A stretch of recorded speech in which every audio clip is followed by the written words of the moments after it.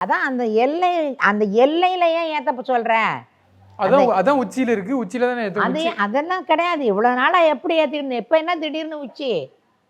இப்ப என்ன திடீர்னு உனக்கு உச்சி வந்தது? வழக்கமா இப்ப 100 ஆண்டு காலமா எங்க ஏத்திக்கிட்டு இருந்த? அங்க ஏத்துனாக்க தெரியாதா? விளக்கு எரியாதா? இறைவன் ஏத்துக்க மாட்டாரா? அங்க ஏத்துன்னு இறைவன் சொன்னாரா? நீ ஏன் இப்ப இந்த நடவடிக்கை எடுத்த? யாரு உங்ககிட்ட வந்து முறையிட்டாங்க? இவன் வந்து அந்த இந்து வெறி, இந்து மயமாக்கணும் அப்படின்னா இந்த பக்தி தான் முதல் கருவி, ஆயுதம், முதல் ஆயுதம் இதுதான். இதை எடுத்துக்கிட்டு தான் எல்லாமே பண்ணணும். என்னன்னா இந்த மக்கள் வந்து கோயில் விஷயம்னாக்க பயந்துடுவாங்க, அவன் சொல்கிறத கேட்பாங்க. இப்படிங்கங்காட்டியும் 1000 பேர் 2000 பேரை எப்படி திரட்டுறான்? கோயில் கோயில் கோயில் கோயில் கோயில்.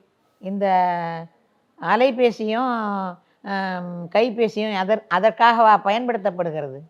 அதான் பயன்படுத்தப்படுகிறது. அரை மணி நேரத்தில் ஆயிரக்கணக்கில் திரட்டுறான்.